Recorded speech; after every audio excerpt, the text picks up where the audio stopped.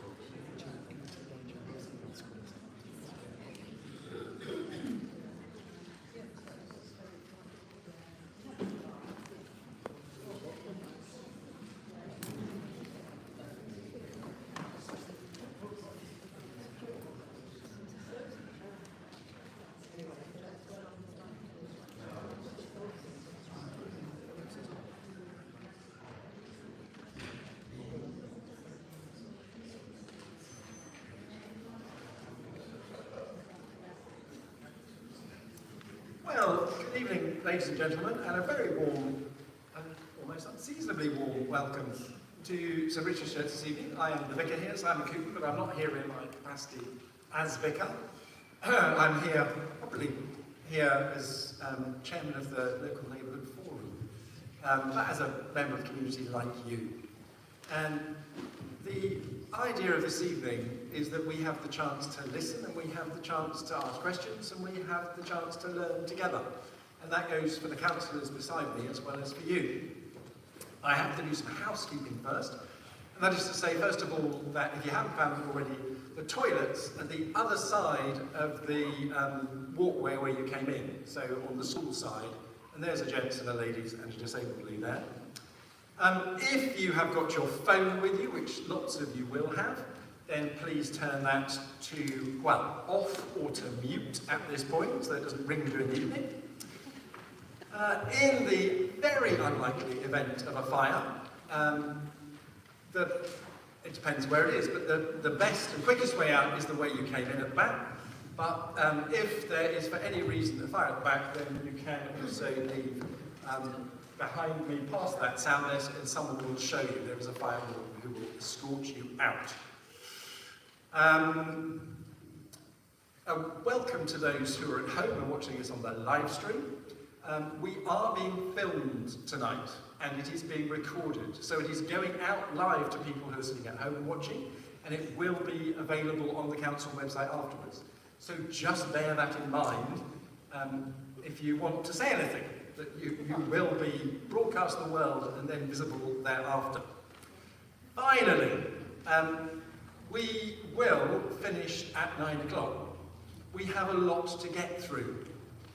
It's my job to keep things moving on, both keeping the folks who are here at the front to make sure that they're to time, to make sure that they're moving on, but also if you at some point in the evening want to make a comment, ask a question, to kind of keep that short as well, so that we keep flowing.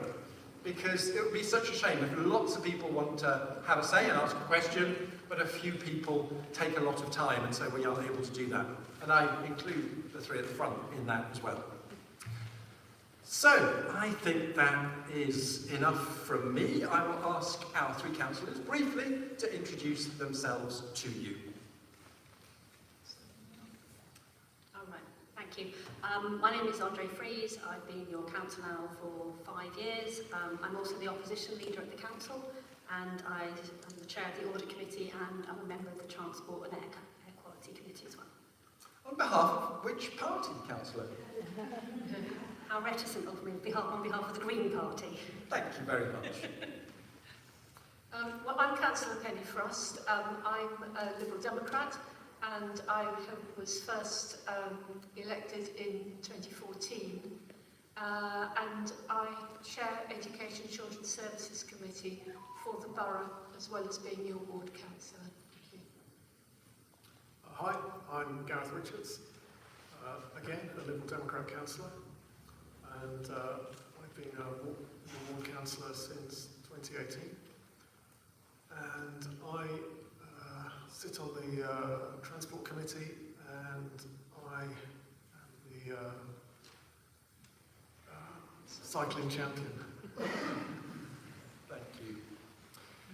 So, the evening is going to start with an opportunity for the councillors to give a brief review of their achievements over recent times. And the way they've decided to do this is that Penny Frost will, this is the time to make sure your phone is turned off and turned to mute. Councillor Penny Frost will speak on behalf of the three of them. So, over to you. Okay, thank you. Well, we have done an awful lot since the last time we met in our community conversation. I've had a look at sort of 4 areas that we, as your councillors, want to mention to you this evening. On planning and road changes, for instance, we've been seeing the hand close regeneration proposals through planning, and we've been overseeing the safe arrangements for construction vehicles and the management of the screening to start the construction on site. So I know that this will come up later. But I want to mention to you that the Richmond Housing Partnership say their doors are always open. On Tuesdays and Thursdays, they are actually on site at 141, is it? 141 Hornby. Email them to make an appointment, and they have a website, the hamcloseconsultation.co.uk website. You can register there for updates to hear more about what's going on. There will be a Meet the Contractor event very soon, and so once the commencement planning conditions have been discharged. And I think Andre is going to be saying a bit more about that later. We've overseen a financial agreement for the repair work for Teddington Lock footbridges, which I'm sure you will have seen currently going in full pelt. Planning to complete by the end of the year. They could overrun, we hope not, and they have successfully avoided daytime closures. The ramp on the Teddington side is likely to be done after the other works are finished, owing to planning permission still being needed, and the complexity of that particular aspect. In fact, it's a very, very complex planning concern altogether.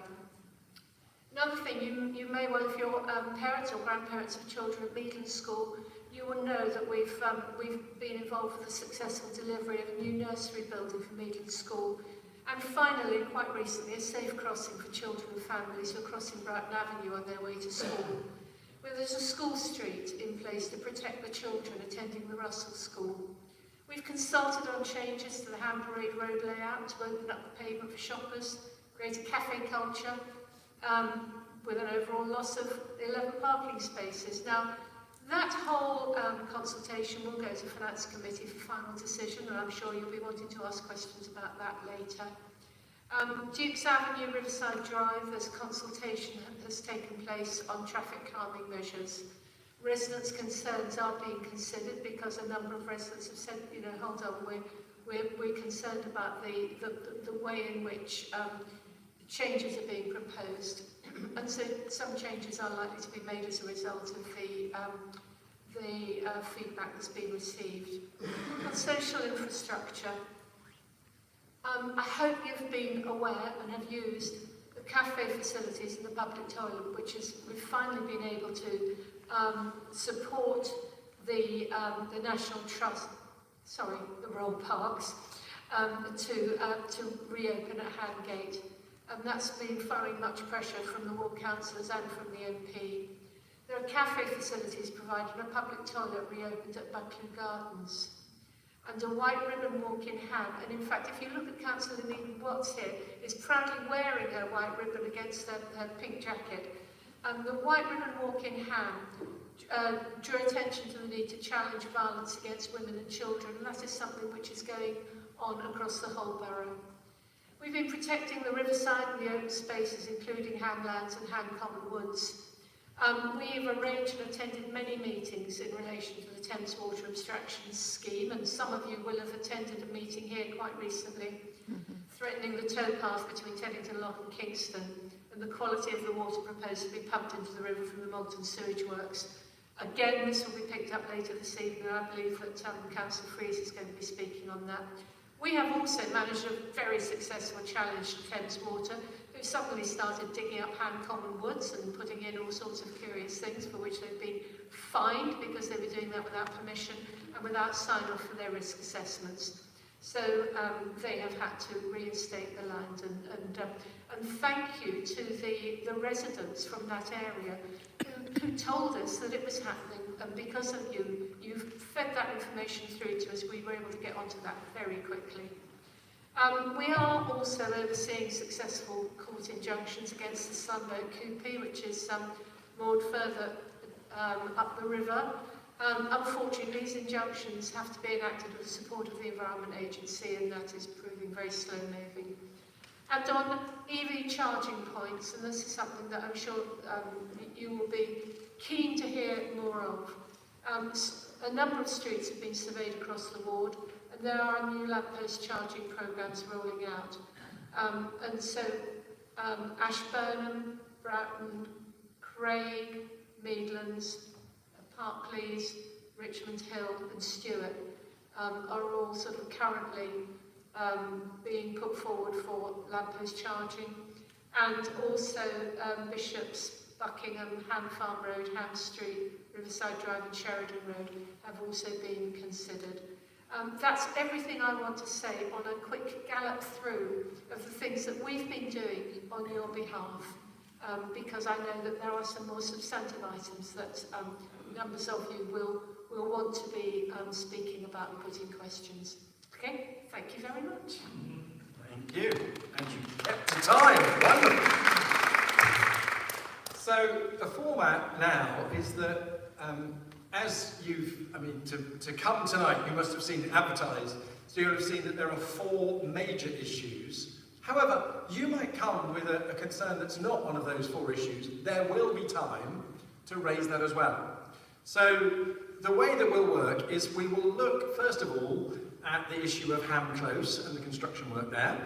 And Andre Fries will give a brief introduction to that, and then you can ask questions. Secondly, we'll look at the Ham Parade regeneration, which Penny Frost just mentioned. Thirdly, we'll come to the issue of Lime bikes and e-scooters, which Gareth will deal with. And then finally, and we've put this last because we did just have a meeting about it a fortnight ago, which covered an awful lot of ground, but by no means least in importance, the Thames Water abstraction proposal. Then, when those 4 areas have been covered, there will be the opportunity to ask anything else about anything else and raise other issues. So, Andre Fries will start by looking at the question of construction work at Ham Close, and then, so we won't wait until the end to have questions. First topic, we'll have comments and questions from you after it's introduced by Councillor Fries. Great, thank you Simon, and thank you Penny for that roundup of those activities that the councillors, all of us have worked together on, mostly together on or separately where needed, but just to reiterate, we do actually work very closely together despite being from different parties, which I think ensures we get better results for everyone in the ward. With regard to Ham Close, so one of the things that we've been working very hard with both Hill and with RHP and with officers is to discuss the construction management plan. We've had long meetings with them about this. We've discussed the 2 routes that there'd be, and we've discussed timings. There is now an application up on the website to Richmond Council about the construction management plan, but unfortunately some of those details are missing, and we are in the process of pushing Hill and RHP on those to make sure that they are included, because we want to ensure there's complete clarity for everyone over what will happen.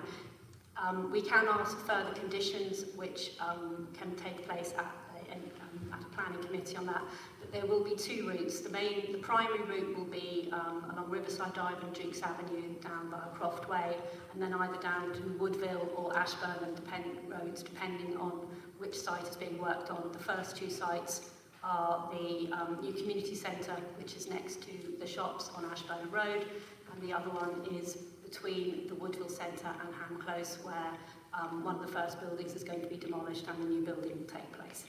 The timing of the construction management plan, we have requested that work is between, I think, 8 and 5. 8 5, and that they would consider obviously not coming during school times and school pick up and drop off to ensure safety for our young people.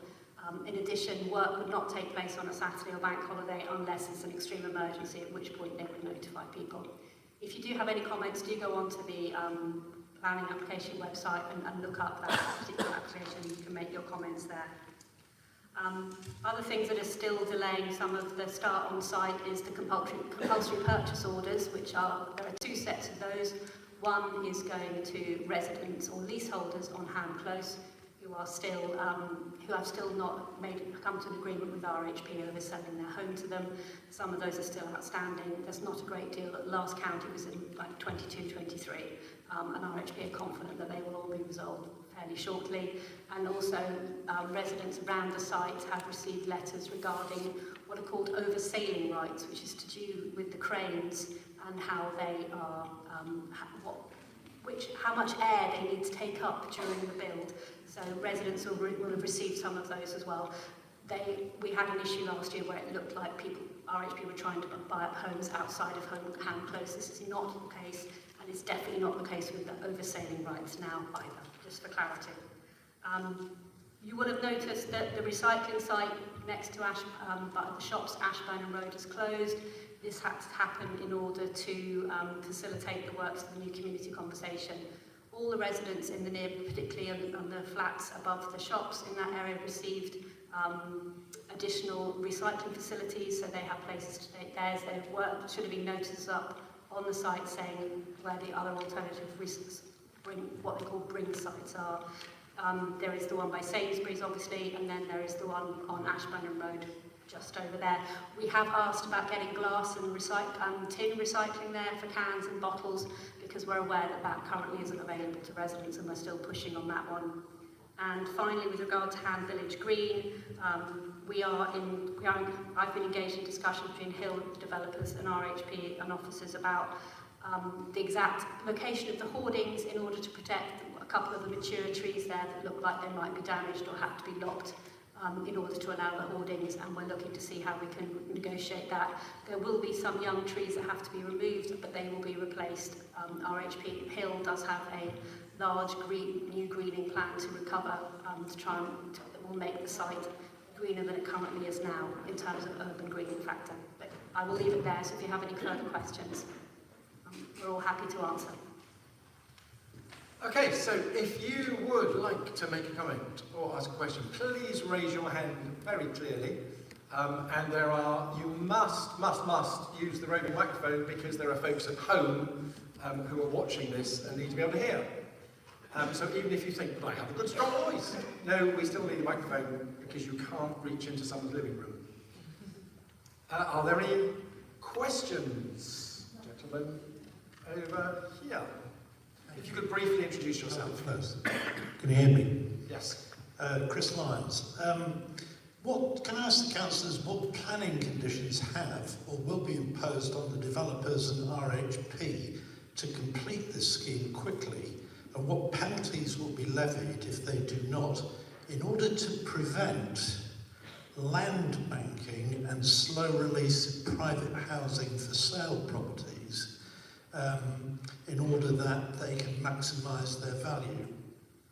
Most schemes of this nature usually only take about 5 years to complete, not 8, as we're reading in the paperwork.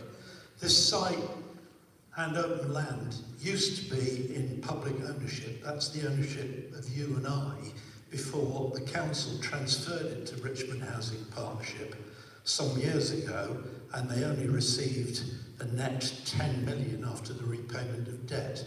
The gross development value of this scheme is probably well in excess of 300 million. So you can afford to play hardball with both RHP and the developers to ensure that this scheme is constructed quickly and any impact on the local neighbourhood is minimised. Can I have your comments, please? Who's going to answer that? I'll come in on that if you like. Part of the reason why it's scheduled to take possibly 8 years is because we are dealing with all the residents who are currently living on Ham Close, who need to be rehoused. We're trying to do one move only for them, where at all possible, so that they have to wait until a block has been built in order to be moved into the block. And so this will go on through the period of the building until all of those people have been rehoused. Then alongside that there will be additional housing, some of which will be new housing to be sold at affordable costs. Some of it will be held for what do you call it, the equity where you're shared ownership, and there will be a little additional social housing, but also some rented housing at affordable rent levels. But if you're dealing with people who are living on the site, and I do understand that there are people living around the site who would rather see it completed more quickly, but you have to bear in mind that the people who are living on the site also need to be housed properly and comfortably, and that's one of the reasons why it's scheduled to take up to 8 years to complete. And of course, it could have been completed much more quickly if they had built on the area of land that's currently called Ham Village Green. But that has always been a red line, and the developers have acknowledged that, and that's not being built on except for a little bit, which will include the community centre. So, because of trying to ensure that everybody is being housed as carefully as possible, whilst not encroaching on Ham Village Green, it is going to take longer than other housing developments might have. Sorry, it was a bit long-winded, that answer. Are you happy with that? Okay. Yeah, I would just like to add that to enable this development to take place, the Hill and RHP are receiving funding from the GLA, which otherwise the development would not be able to go ahead because of the costs involved in re-providing homes that are currently not a good standard for the people who are living there. The cost of construction has gone up incredibly in the last 2 years due to inflation and all the issues that all of us are well aware of. Hill and RHP have no desire to extend this for any minute longer because they want to get those homes built, they want to get people in them, and they want to make sure that they are offside as soon as possible. We will look at the conditions, we will talk to the developers, and we will see what can be done to ensure that they finish within those 8 years. Because it is a concern from a resident's point of view. We don't want construction work going on any longer than possible. But I can assure you, Hill and RHP, from all the discussions we've had with them, are incredibly keen to get on site, get these homes built, and get the tenants who are currently in Ham Close into their new, much better, larger, more energy efficient homes. Thank you. Were there any more questions on the Ham Close?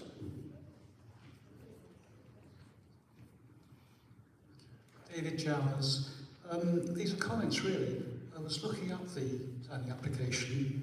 I went onto the Richmond Council planning site and I clicked on major developments and Ham Close isn't listed, which I found rather amazing. So perhaps that's something you could look into, our councillors. That's just a comment, but you know, it says I think it's more than 10 houses should be listed there, and we're talking 500 dwellings. So. It has gone through planning. No, it says they should be there. You should be able, it's so you can find them easily, rather than having to know the number. Okay, yeah. The second thing is, I'm just somewhat concerned about the quality of the documentation you get from Hill. When you look at the travel plan, they assume everyone's going to travel to Twickenham. Now, obviously, nobody from Hill has visited the site. And that's the sort of thing. They're coming out with these plans. You know, the travel plan originally said they were going to come down Sandy Lane. Fortunately, they've now recognised that isn't very sensible. But if someone had actually come and been here, then perhaps they wouldn't propose such stupid ideas. We have been on site with him. We've been on site a lot, actually. Why are we going on travel from Twickenham? But your point is that, yes, that, Some of the stuff is stupid. yes, that point is taken. I noticed too that the idea of people coming from Twickenham, yes. Any other questions on this? Oh, were there any from? No, great. So, let us move on then to Penny Frost, Ham Parade Regeneration. Okay, thank you very much. We've recently had a consultation. Sorry? I'm sorry. Oh, I'm really concerned about the next session. sorry, have you got a question about Ham Close? Sally, I'm Martin from Watermill Close, a long-term, very proud and privileged resident of Ham. I don't accept the answer to this gentleman's question. That didn't answer the question. The question wasn't about the provision of social housing and the accommodation therein. He was quite specific in questioning the planning behind this project. You haven't answered that question. It's really not good enough. We pay very high rates. I'm more than happy to pay my council tax. We get very good value. We are very lucky where we live. This project, 8 years, your answer is just not good enough. And I think you need to be a little more proactive and professional. Excuse me, what I heard was a question about why is it taking so long and what are we doing to ensure that it takes as short a time as possible? And that was what I was answering. It was financial accountability for developers, and they're not there for an altruistic interest, as the council is well aware. If that's all that we're talking about, then thank you very much. Okay. To reiterate the question, it was. Hang on, because nobody at home can hear you speak. So the microphone is behind you. Thank you. Just to reiterate the question, it was very simply, what conditions are you going to impose on the developers to complete the scheme quickly, and what penalties are you going to impose on them if they don't? Because they are going to land bank this, they're going to hold back the private housing, and they will extend this scheme in order that they can maximise value. You do not want, I think, another Richmond ice rink debacle on your hand where you get vague promises that are never fulfilled. Okay. I did actually answer that question, and I said that what I will do is I will look at the current planning application and see what planning conditions we can put on that. However, as the main planning application has already been passed, we may not be able to do anything at this point. However, I do have to fundamentally disagree with you that Hill is there to land bank on this side, and RHP are the same. Because having met with the new Chief Executive of RHP, having met with lots of the developers and the planners and everyone engaged in it, they are all desperate to get to work on this site, and they're trying to get everything done as quickly as possible to get on with it. They have, the longer it takes them, the more it'll cost. They're not there just to make a huge amount of money. Hill, if you look into Hill as a developer, they are one of the better ones. We did our due diligence. We had 3 or 4 different developers come to us. But the council had a very strict consultation process and procurement process, and we chose the best developer out of the ones that were presented to us. I think it's not going to be easy the next 8 years. I absolutely do not think that anyone who lives near the site or around the site is going to have an enjoyable time. It is going to be difficult, and I do appreciate that. I myself have lived next to the Latchmere House redevelopment, which took 5 years. It was disruptive, I'm not going to deny that, but it wasn't as awful as I thought it was going to be. So I think... that is actually a different question. A lot of this is about that, and Hill are going to be setting up meetings, contractor meetings with residents. They are in trying to get this sorted as soon as possible. There will be publicity about those, and you can speak to them for yourself and ask them those questions directly. Thank you. That last point is particularly important, that there is a chance to question the developer directly. let's move on to Ham Parade. Sorry, can I just ask a question with regards to timeline? Yes, but then, well, we're already running over because that has sort of recapped. So I think save that till later, and we will have this open period, and there might well be time to ask it then. But we have to talk about Ham Parade next. Penny first. Right, thank you. Well, and thank you for those of you who participated in the consultation. And this was run in the month of June, and officers held a stall at Ham Parade on the 3rd of June at the market. And a further drop-in with Q&A took place on the 20th of June, and further views were shared with councillors, which are fed back to officers. And so there's been a mixture of online and in-person engagement events. The consultation itself, the results of the consultation, have shown that there's a sort of marginal negative result for those people who are concerned about loss of parking, because the consultation did indicate that there might be 11 parking places withdrawn. But this all has to be taken in the context of the sort of the overall process. It hasn't been discussed at committee yet. How this came about was that the Public Realm Improvement Fund, which is provided to do exactly that, to improve aspects of our public realm across the borough. And I think that there's been an awareness that not much has been spent in Ham or on Ham Parade for quite a long time. So it was an opportunity to have a look to see, can we make some improvements? The whole consultation still needs to be considered by officers and members, and there will be a report presented to the relevant committee, which I think is finance, but is that right? Yeah, Is it? Yeah. So that will be discussed, and at that point, that obviously is a public meeting, and all the papers are publicly available at that point, but they are written by officers. They're not just a sort of like a little trickle of a bit of information here or there, like I'm giving tonight. It won't be for our community conversation to rehash that consultation or to make any decision about the outcome, because it's not ours to make. So when the full consultation report is available, then we can sort of feed that back. At the moment, because the results are equivocal,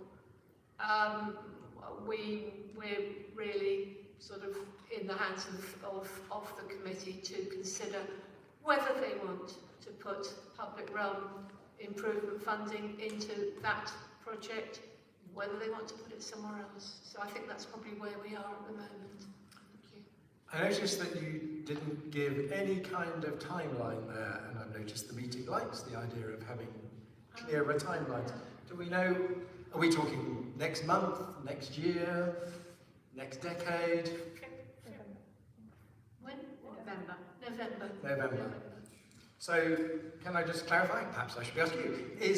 Will a decision be made in November and then we'll hear? Is that how it's expected to work? Or, Well, I mean, or the consultation will be reported? Yes, that's right. It'll go as a full report to the members of the Finance Committee, and so there will be an officer report. The results of the consultation exercise will be added as an appendix to that, and that will all be in the public realm for discussion.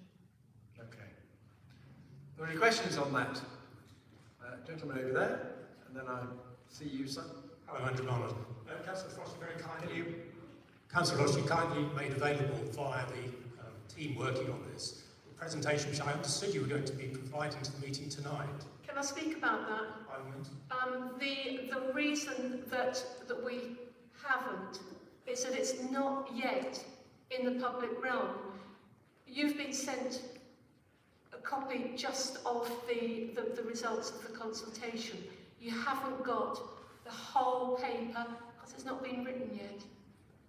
So what you've got is some information, And you know, that's fine. You specifically requested some information.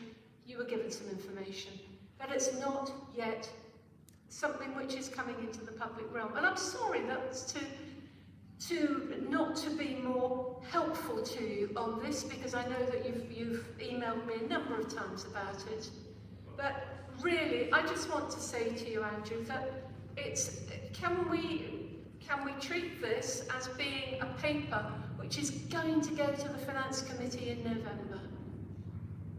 And it will have the information you've got, will be an appendix. Well, perhaps the meeting would like to know that 52% of the respondents out of 502 didn't believe that either of the proposals was appropriate. They dismissed the proposals. Now, yes, there was... Sorry, can you hold it to your mic? Actually, Simon, we really shouldn't be going through something which is not a public document. But this is a PowerPoint presentation. You gave me the impression this was going to be from the meeting. You have a screen in front of you. Yep. Is that for something else? Anybody want to make any comments about this from the officer end? Okay, so may I just ask a quick follow-up then?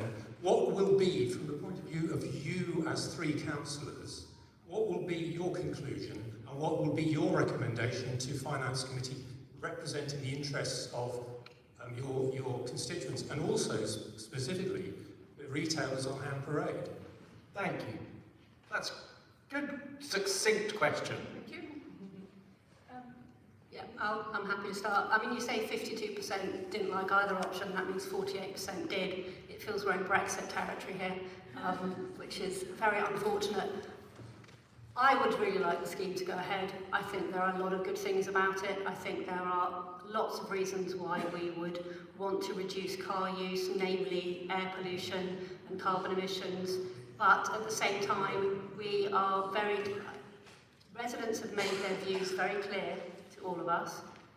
There is a mixed response, but overall there isn't. I wish there was more support for it, but overall there isn't. So I think that it's unlikely that the scheme, as it has been consulted upon, will go ahead. We are currently in discussion with officers to see if the public realm improvement fund, if there's some of it that we can take for other improvements. We're trying to see if we can open up that discussion again with residents about what smaller improvements might be made. I think we do need to wait for this to go to the Finance Committee, as Penny has said.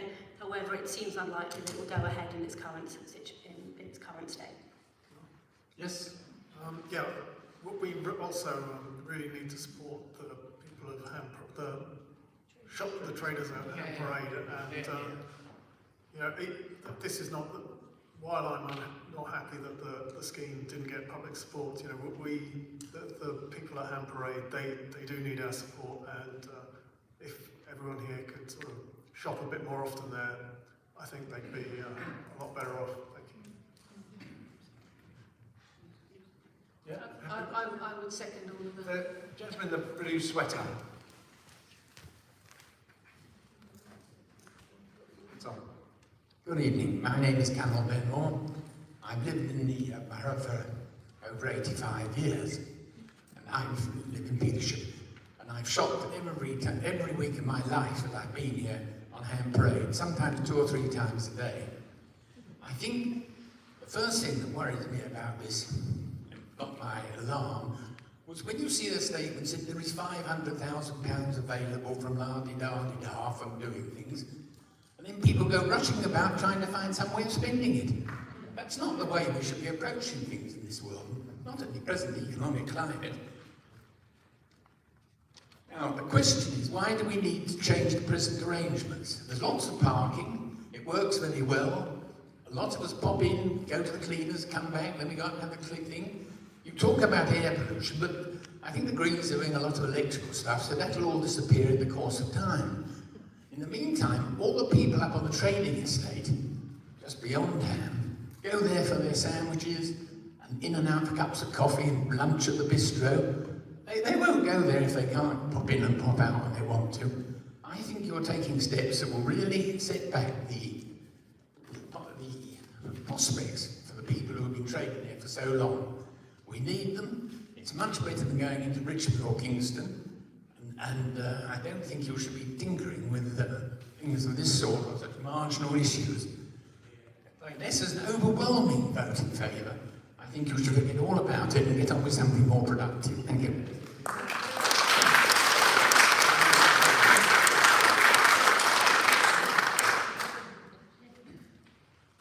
Good evening, Jean Olson. I'm just wondering, if we're losing so many parking spaces, what arrangements are in hand for the disabled and the elderly who are going to be shopping there or would like to shop? Yes. Let's answer that very quickly. We're looking at a consultation result at the moment. We're not making a proposal for change.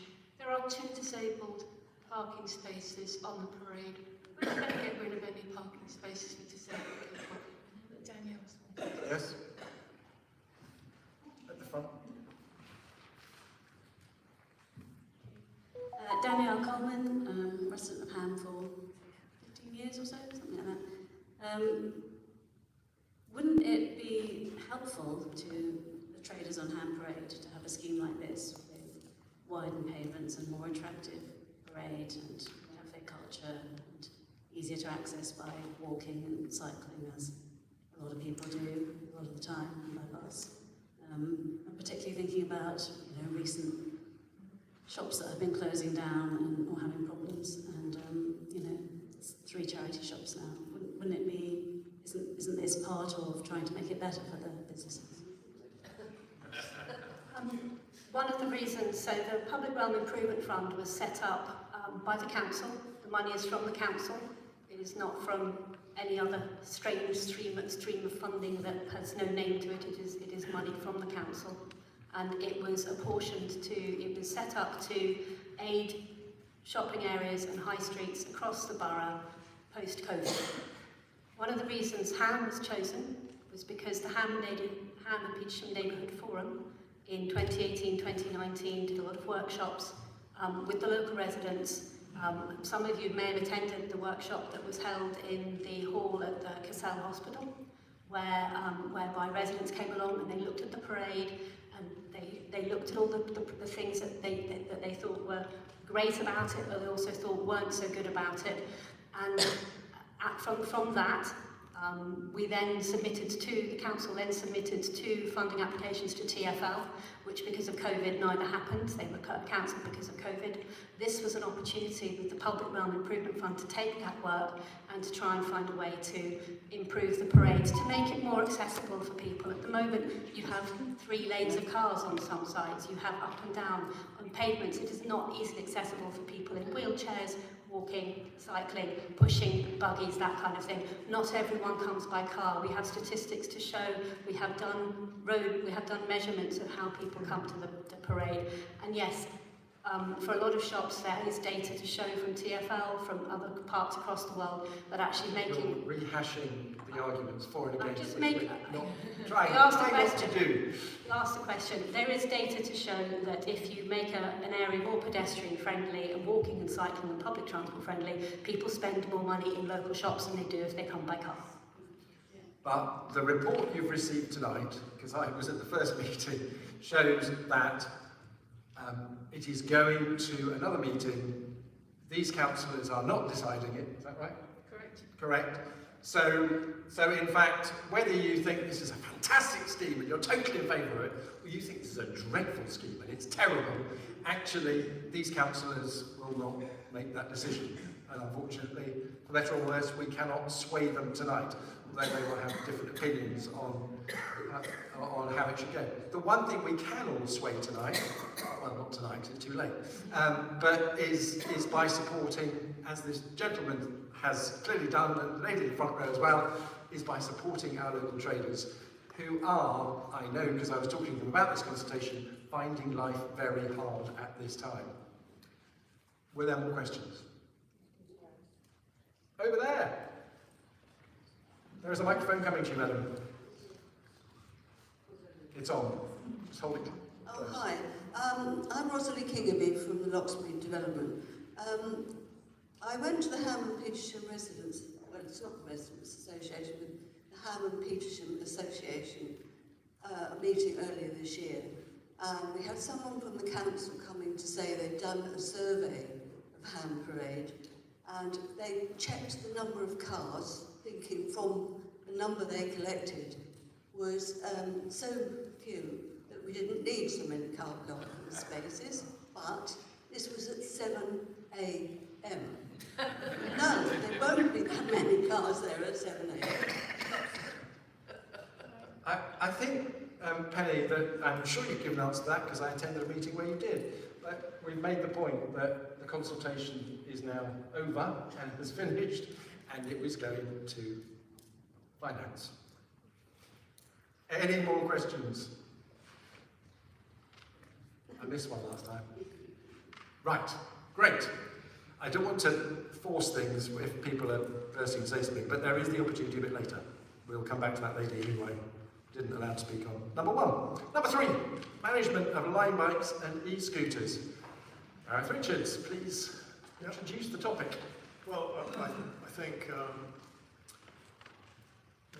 there are a number of in a area where there's sort of only buses and cars, it's very useful to have another form of transport, which sort of e-scooters has provided. And there's a very positive case for these bikes.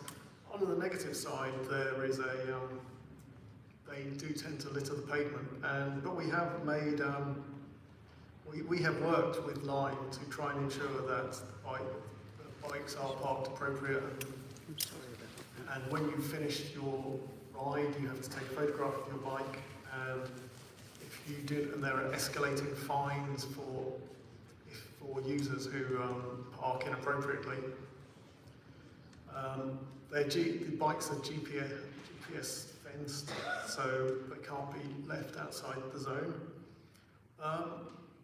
We've also been quite impressed by the number of people who are using these bikes. These were used by 60,000 people. There were 60,000 rides in Richmond last month for these bikes by about 15,000 people. And the ridership is broken down by sort of 50% male and 50% women, which for us on the Transport Committee looked unusual.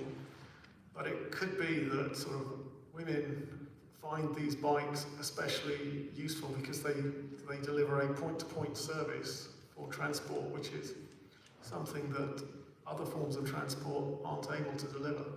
So on balance, we'd like to keep them in the borough. We're thinking about moving to a more bay model where you'd have to cycle to a bay. We're not sure if that would work in an outer borough like Richmond. It's more could be more an inner borough thing. But there is a London-wide scheme there's a London-wide proposal for how to regulate these bikes. Well, I've mentioned a lot about bikes. The scooters aren't quite so popular. Only about 2,000 rides per week. So that's where we are. That's our thinking with these bikes. It is technically a trial scheme. And we'd like to hear your thoughts on the matter. Can I just ask you to clarify, sorry, was that 60,000 rides in the borough of Richmond in a week? In a month. In a month, so, right. But the scooters was 2,000 rides in a week? I think that's 2,000 rides a month. A month, right. Yeah. Well, the bikes are much more widely used than the scooters. The scooters tend to sort of just live in their bays. Yeah. There's also an unfortunate way in which school children have found a way of hacking them, so they're able to distribute them everywhere, which drives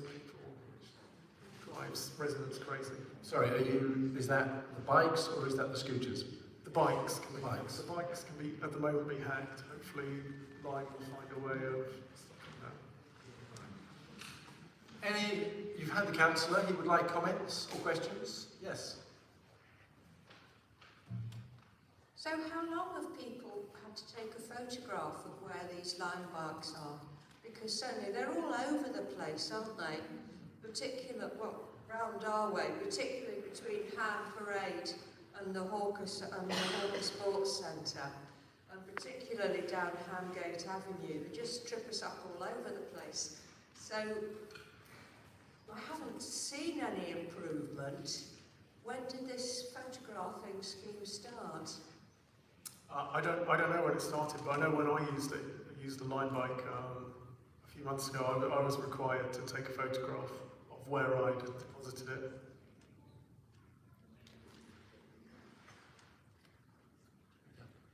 Carry on along the line. Chris Home. I live just at the top of the path to the lock, and I've had those line bikes leaned against my fence, and I've had to pay to have my fence repaired because they're so heavy. I can't move them, I'm over 80. I haven't got the strength to lift them, and they're often left very, very badly.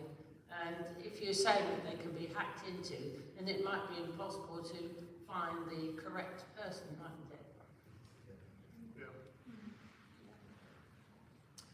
Any other comments?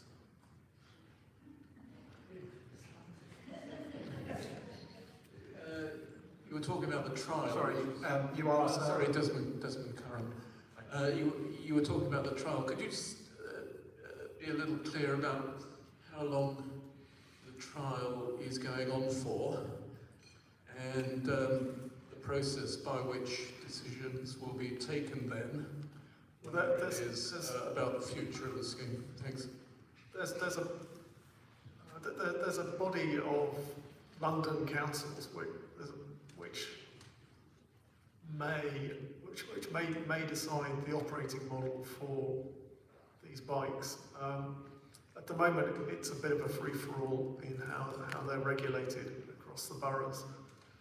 Some councils have gone for you can cycle them from bay to bay, in which case we might need to, if we go for a bay to bay model, that may stop the parking. Though it's unlikely to totally stop the parking problem, because these people can hack these bikes and people will leave them outside bays. Anyway. Sorry, what's the timescale? The timescale. Well, the timescale is if they can come to an agreement. So they may not agree on a London-wide scheme, but I think we've agreed to extend the trial for another year on scooters, and the TfL have decided to extend the scooter trial for another year. So it's probably a rolling thing, and we'll try and work out. We'll try and work out problems with these providers as they go on. Right. No, nothing online. I think then we will move to the fourth topic, which Andre Fries will introduce, and that is an update on the Thames water abstraction proposal. Okay, thank you. Just a bit of background on the Thames water abstraction proposal if people don't know what this is, although there has been quite a lot of publicity about it one way or the other. Thames Water has been tasked with the plan to secure water supply for the region, protect against the growing risk of drought and improve the environment over the next 50 years. It has been doing this process for quite some time. It currently has, there are 4 water recycling options being considered, and the Teddington DRA scheme, Direct River Abstraction, that's what it stands for, has been identified as the preferred scheme, one of the preferred schemes. And this involves pumping recycled water from Mogden sewage treatment works via an underground, what they describe as an underground conveyance upstream, which basically means a pipeline up to Teddington Weir to replace water abstracted from the river. The abstracted water will then be sent by an existing pipeline over to East London to a reservoir there to support the drinking supply in the area. Thames Water estimates that the scheme would be in operation during periods of drought that would occur on average 2 to 3 months every 3 years based on current growth and climate projections. In terms of the planning process, Thames Water stated they prefer to make a planning application to each local authority because it will impact Hounslow, Richmond and Kingston. And a planning application would not be anticipated until early next year, with construction lasting 3 to 4 years. What they would be looking to do is they would need to dig 5 shafts within the borough. They'll have to put in an underground pipeline, build an underground discharge structure, and various other things, including, and the pipes will need to have permanent manhole covers. The locations for these have yet to be officially agreed, publicised by Thames Water, although I know the camping organisation Save Hamlands and River have done a lot of work to discover and assess where those sites will be. As it happens tomorrow, there is a meeting with Thames Water and Water Resources South East, which is the body that is a number of water companies are involved in looking at how to ensure water resource management over the next 50 years. That's taking place at the Lensbury tomorrow with invited guests from campaigning groups, river users. Munira Wilson is involved, some of your councillors will be there and other local people. And beyond that, as far as I know, the next step will be the consultation on this, which will start, the current plan is for that to start at some point in October. We have assurances from Thames Water that they will write to every individual in the area that will be affected, so you will be made aware of that, that directly. But we will also make sure that there is plenty of publicity around it, just in case that doesn't happen. And if it doesn't, we will definitely be asking Thames Water what they're up to. Any questions? Well, before that, can I just preempt any possible questions by saying, councillors, reflecting what was asked earlier, what would your individual view be on this scheme? I think I know the answer. I am against it, and I am now a member of the Save Hamlands and River Steering Group, and I'm working with them to bring together all the different strands that are going to be required, looking at river ecology, land ecology. We have a website set up, communications, how to, people who can take apart Thames Water's business case for this. So we are very, very involved in making sure that, trying to do our best to stop Thames Water from doing this. And Penny Frost and Gareth Richards, your views? Yeah, well, I mean, Andres has picked up the river ecology and the land ecology, and I'm right with her on that, because the water which is going to be, or proposed to be, pumped back in from Molten Sewage Works, although it's going to be 3 times purified or something, but it's still not going to get rid of the a lot of the lifetime impurities, the forever chemicals as they're called. It's going to come in at a different temperature. It's going to do damage to our rivers.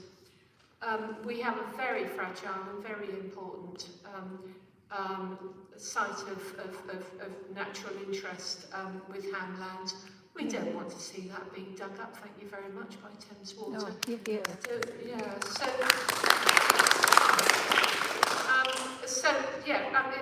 It's not the right scheme for this area. Having said that, London is going to be running out of water, apparently, so apart from the fact that it could be quite handy for Thames Water to start sorting out some of the 25 or 30% of water leakage that they're managing not managing each year. We'd like to see some better proposals which will be more effective at managing our river ecology and our land ecology. Thank you. Yeah, I'd like to see Thames Water fix their pipes. This scheme is unnecessary. Right. So I just wanted to make it clear that you're not trying to change your councillor's mind, because they're all for this and you're against it. But are there comments or questions from the floor or from online? Over here. Christopher Pegler, I've been here since 1982. One of the main factors seems to be that this is the cheapest scheme. And I also noticed that Thames Water have just been fined 100 million for missing their targets or something, and they're virtually broke. So it seems to be finance is the key to this. Would that be fair? Yes, that is indeed true. My understanding from the documents and from the work that other people who are better across the detail than I am, to be honest, it's very clear that this is being considered the cheapest option. However, if you look a bit further into it, it's the cheapest option overall, but we're trying to work out if it's actually the cheapest option per daily flow or per millilitre of water. So we are actually looking quite closely at that. It has to be said the Environment Agency, in its response to the first consultation, has not been particularly favourable. And the reason Thames Water's last attempt to do this was knocked out of the water. See what I did there? Was because of the Environment Agency report, because they didn't agree with what Thames Water was saying. So there is a lot of work going on. There are a lot of good people in the local area who are giving their time out of the goodness of their hearts and wanting to protect our beautiful spaces, who are going to be fighting this tooth and nail, to use a phrase. Yeah, it's also worth noting that this scheme doesn't actually give Thames Water that much more water. There is a question, you know, should Thames Water be looking for a bigger scheme somewhere else that they could supply London's water with? There's a hand over here. Wait for the microphone. David Giles again. It's more a question. Do they get the land for free because it's just ham lands, it's not worth anything? Do they pay the council for using it? Is that why it's cheaper? Because actually they don't have to pay? No, I mean it's about the piping.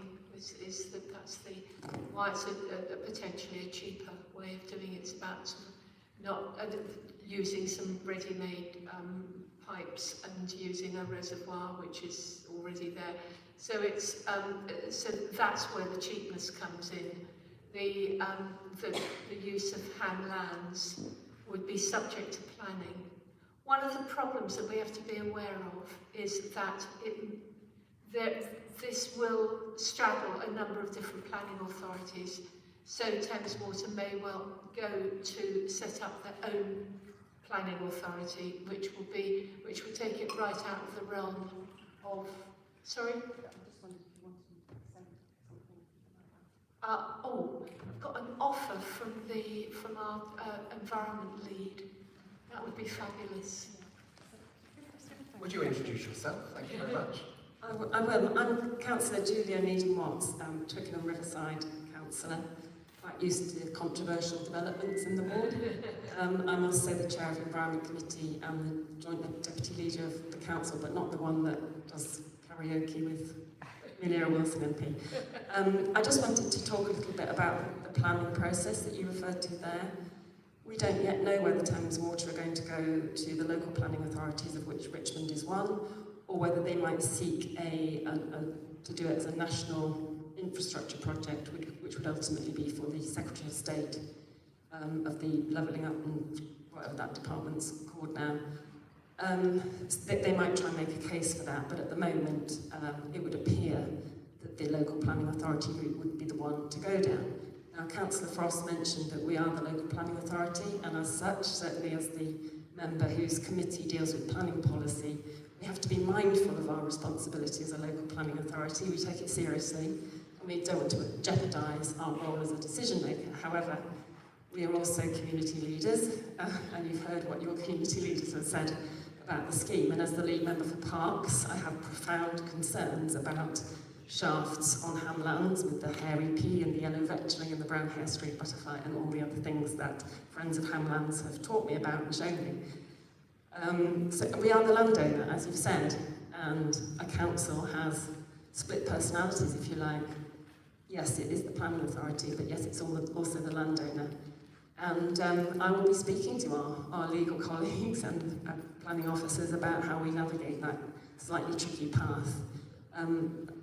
I am a planning committee member myself, but like I say, I'm also the lead member for Parks, so I feel it's absolutely right for us to express our deep concerns about what might be proposed on ham lands and the impact on the ecology of the river. So rest assured, we are treating this extremely seriously, working closely with Sarah Olney MP and Munira Wilson MP to find out a little bit more from the Secretary of State and his ministers what they think of these proposals and whether this is really a scheme that should be going ahead, or should the government be encouraging Thames Water to look at some of those other schemes. So I hope that fills in some of the shadowy areas. We're still waiting for more information from Thames Water, and as has been mentioned, the consultation will be coming up, and I would encourage everyone, whatever their views, to take part in that consultation. Thank you.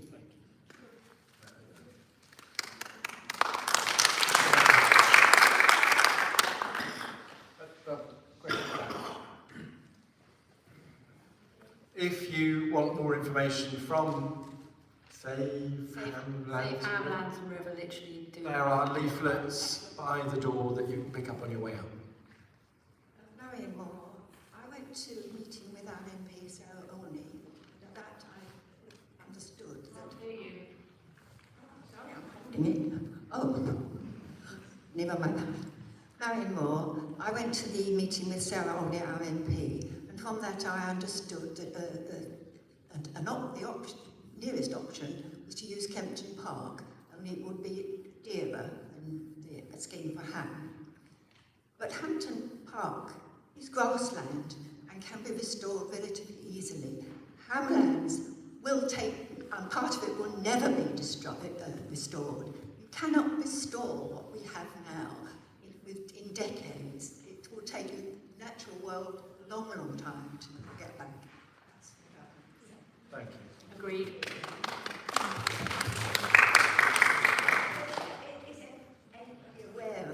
Is anybody aware of the effects of Kempton Park?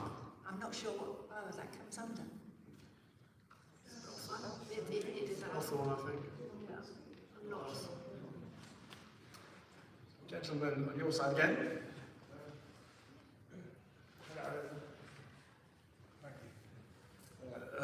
My name is Bruce. I'd like to say that, around the area in Hamland there's a lot of wildlife, and there was sort of plum trees, and, wildlife, and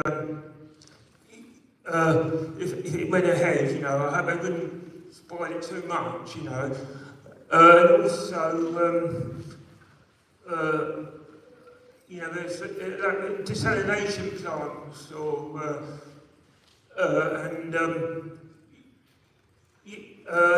I think at Kempton Park, I don't know exactly where it's going to be, but there's there's a reservoir and the old pumping stations down, the waterworks, I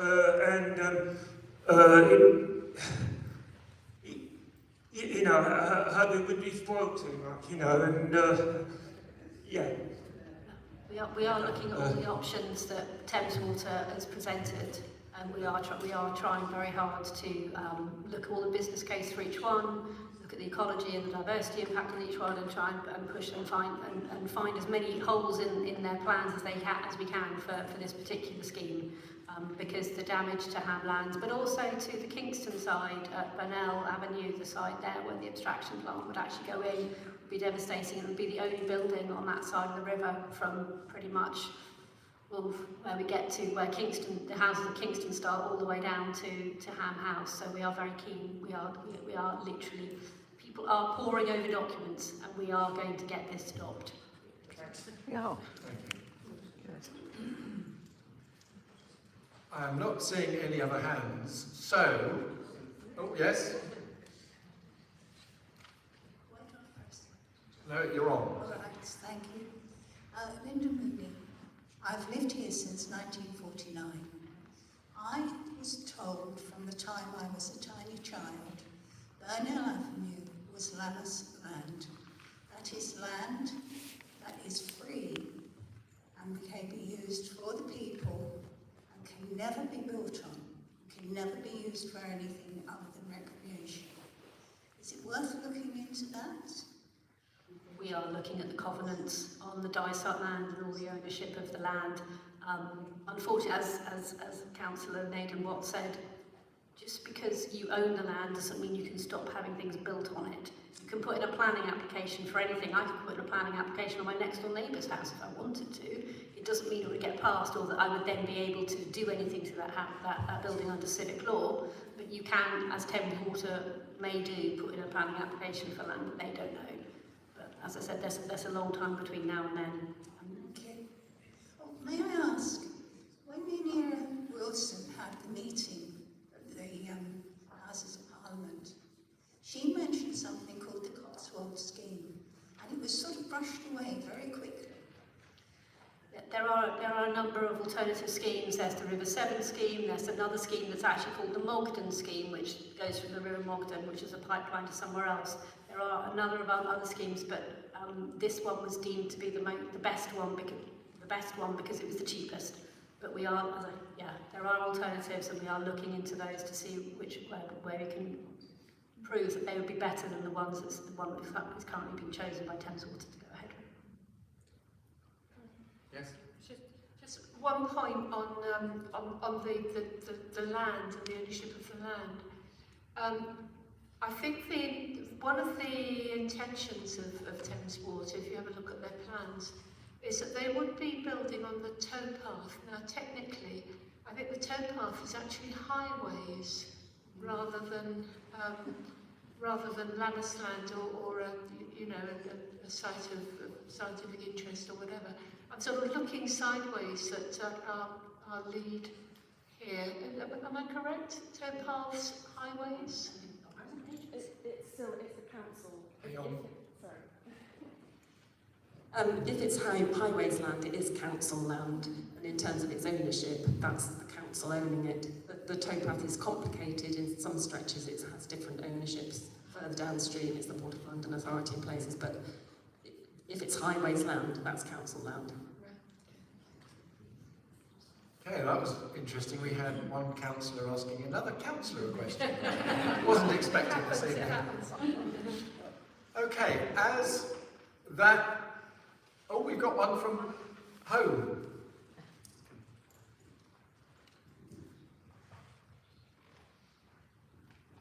The question from Anonymous is, and it's up to you whether you want to pass opinion on this, is the Thames Water proposal the water equivalent of HS2?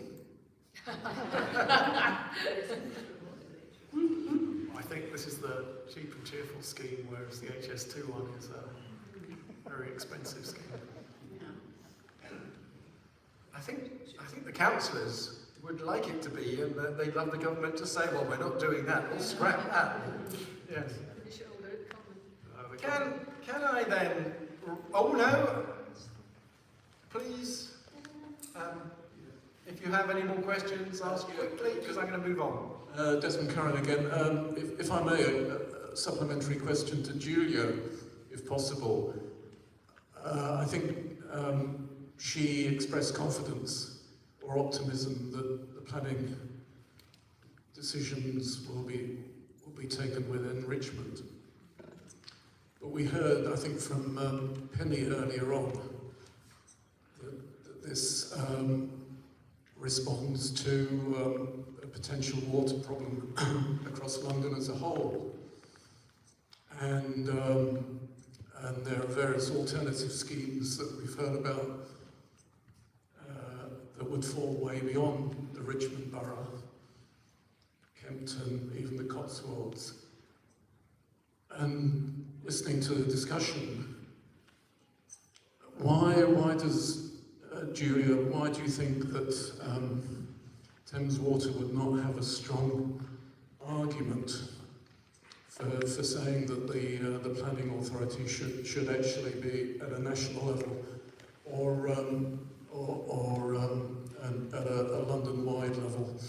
So my understanding from having sought the advice of our planning officers is that a freshwater scheme, which this is, that's what I think that this is, it's a water resources scheme to bring fresh drinking water to people, is a local planning authority issue, and that an NSIP, a Nationally Strategic Infrastructure Project, would need to be something other than just a freshwater scheme. Now, it may be that Thames Water do want to make a strong argument as to why it should be treated as a sort of national project.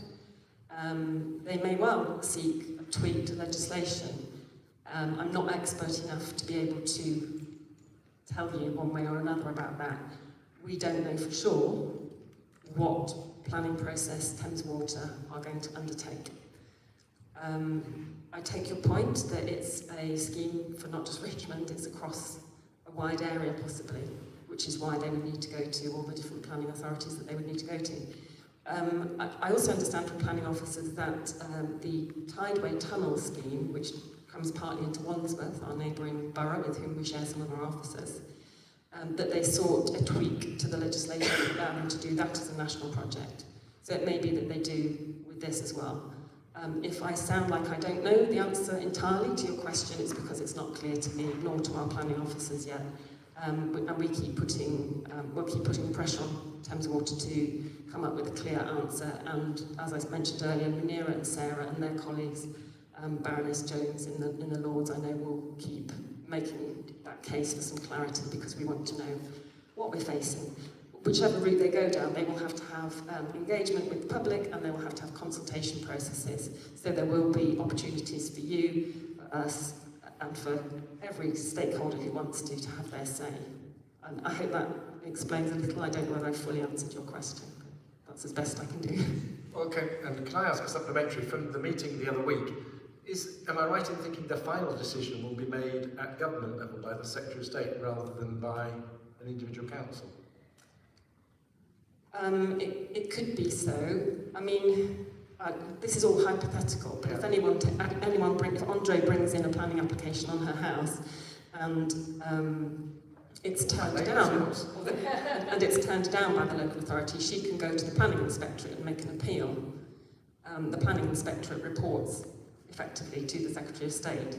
So, yeah, yes, and the Secretary of State will clearly be a key person in that, probably, but yeah, hypothetically. Okay, thank you. So, as we've done really well on time, can we go back? There was a lady over there who I cut off in her prime and moved on to the next topic. And I can't remember who it was, but you wanted to ask a supplementary on an earlier topic, so please do so. Tell us who you are and ask your question.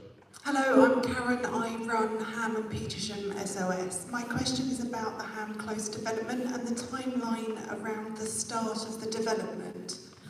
Our office has been impacted over the last 2 to 3 weeks with the changes to the Woodville Centre boundary and car parking. It's been incredibly noisy, very dusty, and I'm just mindful that some of our client group are residents of Ham Close and will be living next to, in close proximity to, an active building site.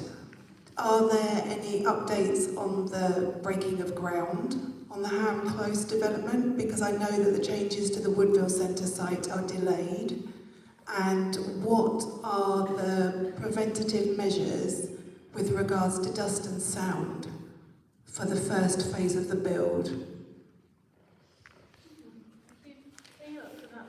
I'm just trying to find in my notes the bit about what's happening. There are some delays at the moment due to the legal issues around the various conditions around the compulsory purchase orders. They are, so yes, the planning pre-commencement conditions need to be approved. Those are the ones we talked about earlier. They are at the moment talking with GLA to ensure that they can still get the funding for this, even though there are delays to those. They are working very hard to get all the legal issues signed off as quickly as possible. With regard to the dust and noise, again, these will be part of planning conditions, so these again need to be brought up with Hill, and I will make a note to do that and have a check of the planning conditions to make sure that they are covered in those.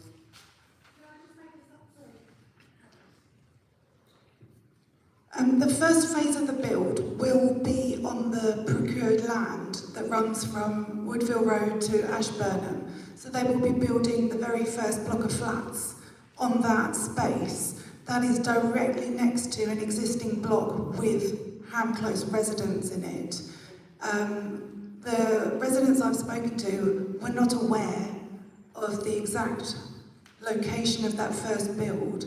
It is practically next to their bedroom windows. So that noise and the dust from that brand new build is going to be paramount to those residents.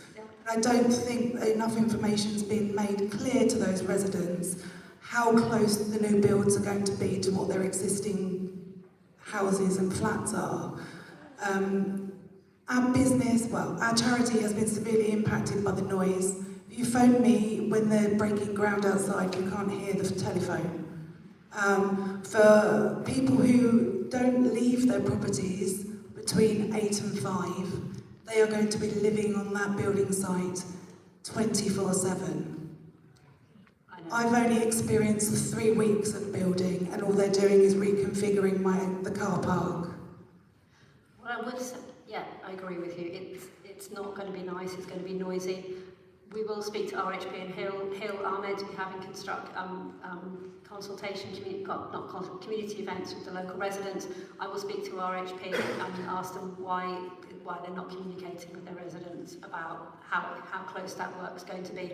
What I would say, you're not going to have the building site work next to you the whole time. Once the first one's built, it will move over to the second one. So each resident will not be directly impacted all the time. It's not going to be fun. There's no two ways about it.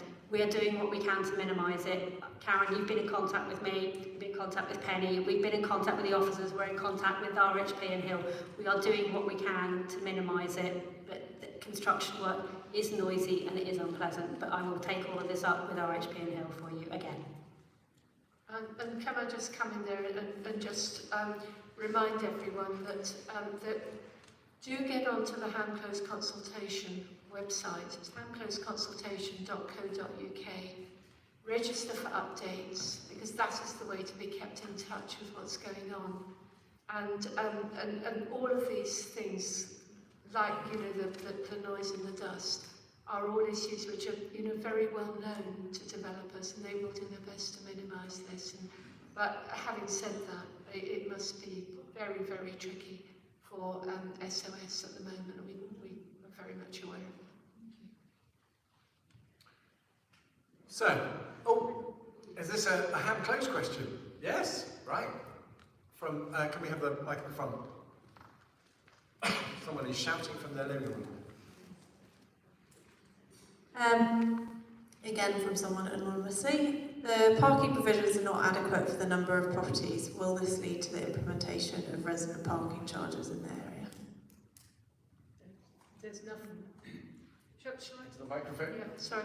There's nothing at the moment which would indicate that we will be looking to develop any resident parking charges.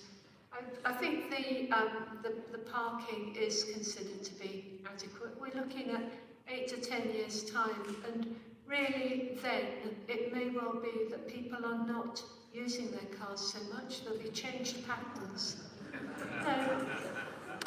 Well, I hope they won't be using their cars so much, because I've lived in Ham for a good long time, and I've seen Ham choked up by cars. So let's try to ensure that we are looking at other ways of more active travel, and using those Dreamline bikes and getting the bus, and we're hoping very much that we're going to get that K5 routed into Close and we can try, Penny. Yeah. But indeed, the patterns of work behaviour are changing significantly. And I think we're all hoping that we will see generally less use of cars, which would mean less parking, and that would be great, I think, for our whole community. So we've got to that point of the meeting where those 4 topics have been well aired, and any questions on any topic, or indeed any issue you wish to raise with your 3 local councillors, now is the time you can do so. So again, raise your hand very visibly and clearly, so that I can direct the microphone in your direction. So first one over here. Thanks, Simon. Richard Wolfe. As the population of Ham grows over the next decade... Can you hold it slightly closer? Sorry. As the population of Ham grows over the next decade, what are the views on commissioning the second stage of the Council's strategic study into a cycle and footbridge to unchoke Ham from cars? Who would like to address that? Thank you, Derek. This is something that we discuss regularly. The problem that we have with it is we don't really have any way of funding such a bridge at the moment. So without any sort of third stage funding for the bridge, sort of getting a second stage assessment is not really sort of worth it. But we are, you know, as a council, we do see it as a sort of goal that we would like to see maybe a second bridge somewhere, especially as the refit of the first bridge, the Teddington Lock bridge, has shown us how dependent we are on bridges across the river. You could use some of the money from the realm, the public realm. You've got £500,000. I'm afraid £500,000 won't get you a bridge. And if you think Ham Parade's contentious, try putting a bridge between here and Twickenham and see how contentious that is. Ask a follow-up, because I think The question was the funding of a strategic brief. It's not the building of the bridge. What we're looking at is the strategic report into where the best location would be for the bridge. The funding of the bridge would be another matter. You have to make sure we need one, which I think we do. Oh, and the price of that would be about 100,000. I think you need to repeat your answer. Without any possibility of getting sort of funding for the bridge, and is it really, you know, £100,000 that could be spent on something else like potholes? You know, we can always spend money on potholes and better pavements. Can I say, I would love to see Teddington Lock footbridges up and running, looking resplendent at the end of their refurb that they're just about to be, or in the process of having. I think that footbridge is going to look great. I hope that everybody will be using it mightily. We've got a bridge and let's enjoy it. It's grade 2 listed, it looks fabulous, and let's go for that. Thank you. I don't wish to keep... lady this side. She's coming the long way around. She's trying to increase her steps before the end of the day. It's on. All right, okay. Hello. Yes, I live in Tudor Drive, actually, but... Your name? Pardon? Would you be happy to tell us your name? Yes, I'm called Trish, and I live in Tudor Drive, so I'm not actually a Ham resident, but with all the developments in Ham, with the new developments, are they going to put in plenty of, you know, facilities, doctors, surgeries and all that? Will they be going up, looking after all that side of it before they, you know, because I know it's being done bit by bit, but, you know, all those people will be needing a lot of facilities, won't they? Is that... Unfortunately, the way planning and infrastructure works is that all those things that are needed afterwards come afterwards, because that's the way planning works and development works. However, your councillors have, including the 3 councillors, have been in conversation with officers, with the local NHS about the provision of GP surgeries in the area, and we have managed to, was it £200,000 or something? Yeah, I mean, we've got some money that's come our way, but what they just won't get, that we actually need some additional, some proper additional facilities. We are continuing to push for an extra GP. We've got funding for something, which we're still trying to get to the bottom of what that funding is. Sometimes these things take way longer than you want them to, but it is something we are very aware of. In terms of schools, the primary schools are not that capacity. They have room. 3 primary schools in the ward all have room for... They'll squeeze their catchment. Yeah. So the schools themselves are not going to... we're not going to sort of find children spilling out everywhere, because it just means that they'll bring their catchment in. There is room for the extra children. In fact, as Vice Chair of St Richard's School, we are very much looking forward to extra children, because at the moment there are a lot of empty properties on Ham Close, and so we miss the children who used to live there and come to our school. Sorry, I have one more question, if I may. It's about Ham Parade. Was some money, I think, raised for Malcolm, and presumably that's all being looked after, because if it's all taking a long time, will his memorial still be still going through, is it? Absolutely. His bench has been ordered, is my understanding, through the Ham Petersham Association of Communities Group. They are in current discussions with officers about the location of it and getting it installed. And that is definitely happening. The money is all being well looked after, and it is not in council hands, it is in the hands of the HPAOG. That's all under control. Thank you. Hi, Danielle Coleman again. Just remembered reading in the magazine there's quite a bit of money coming our way, isn't there, from the Ham Close development. I'm reading in those pages that there'll be a special fund, I think it's a social fund or something, can't quite remember. Just wondered what the ideas might be for spending, or anyone else's ideas for that matter. Well, we could have some new sports facilities, that would always go down well. I think the question is, who will decide that and how is it being considered?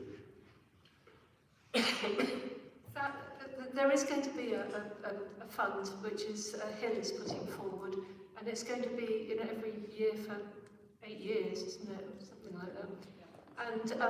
And it's going to be very much community based.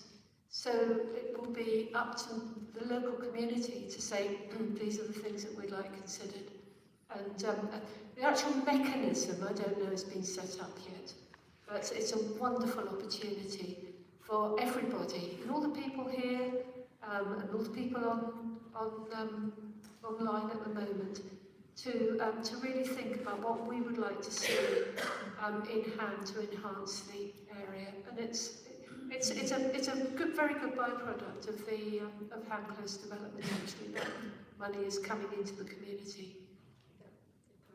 Sorry, there are actually two separate pots of money. One is the money from Hill, which is £250,000 over the 8 years of the development, and that is being managed by Hill, and they will sort that out. I understand by community engagement. We don't know a lot of detail on that. And the other one, to be honest, we don't know a lot of detail on is there is the community infrastructure levy, which is charged on all developments, and that's looking like it's going to be about 7 million, and that will be money to the local area. And that will be for infrastructure and local projects. Again, that is all to still be, the details of how that money will be decided on how it's spent is all to be decided upon. But as Gareth said, more facilities for younger people, sporting facilities for older people, it's all to be decided. And I'm hoping that as long as I'm a councillor, I will be involved in helping make sure that everyone gets their say and what they'd like to see happen with that money. Sorry, Karen from Ham and Petersham SOS again. We are going to, hopefully, in the next 2 years, get a wonderful brand new community centre for the area. My question is, who's going to have the overarching responsibility for managing that? And if there is all this wonderful money coming, the community has the possibility to do everything with the space that's available.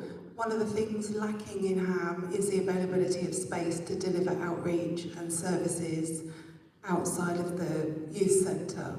So I think my first question is, who's going to run the new community centre? And the second one is there going to be a steering group, or is it going to be handed over to AFC, who currently run Ham Youth Centre?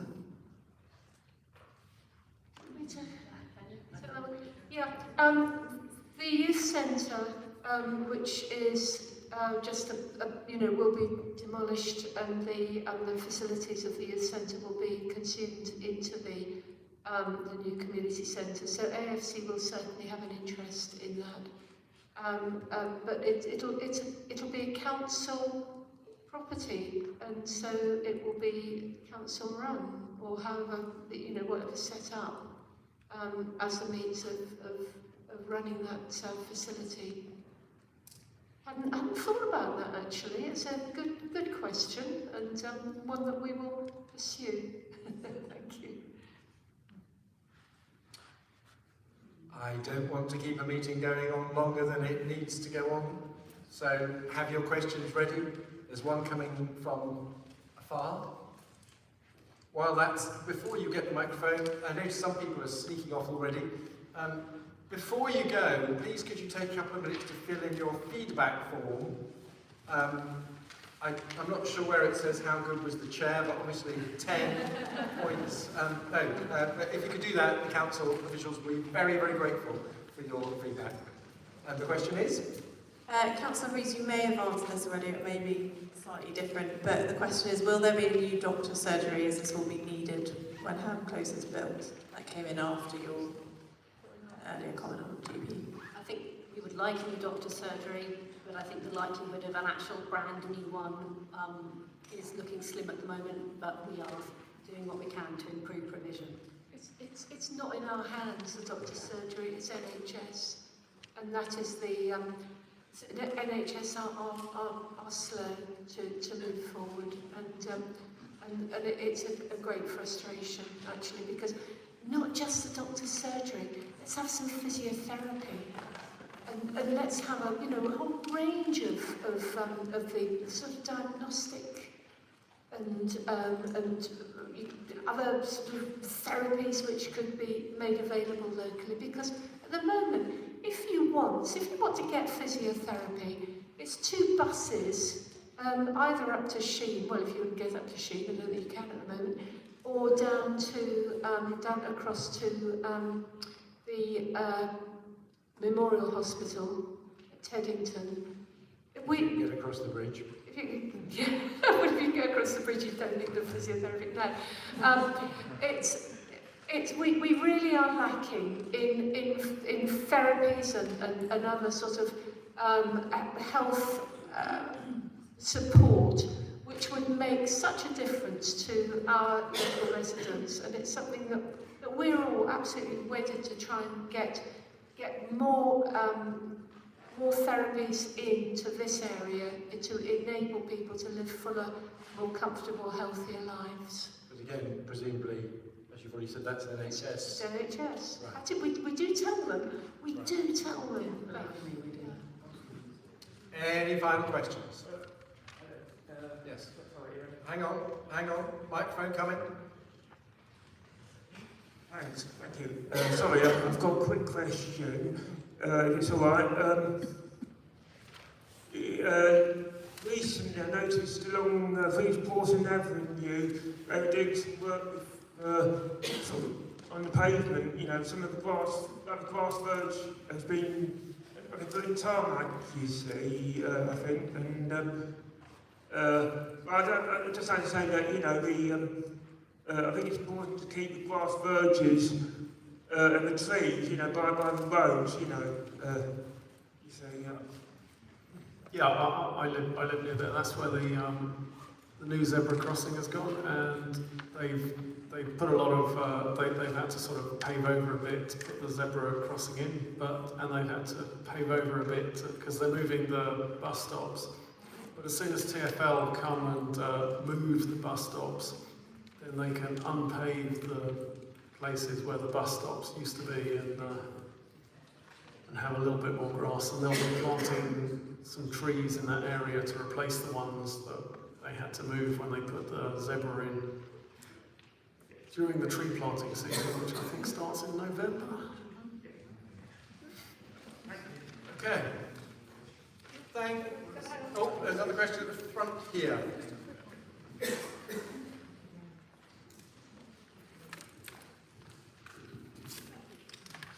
I'm Tricia Hughes. I'm just interested about the point about the bus stops, because we've been waiting for these bus stops to be moved for quite a few weeks now. Do you know when they are going to be moved?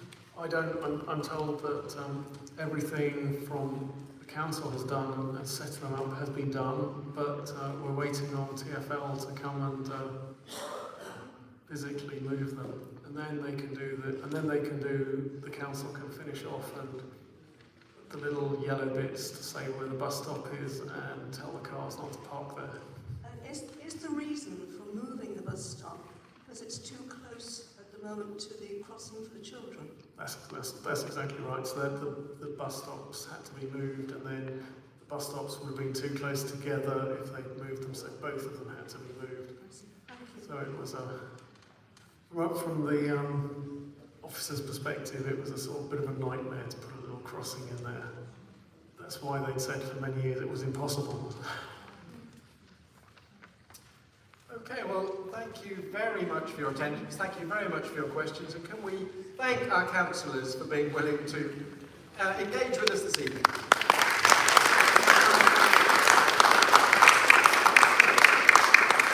As I said at the start, they are not rushing off, so if you didn't want to ask something publicly but want to raise something privately, then please feel free to do so.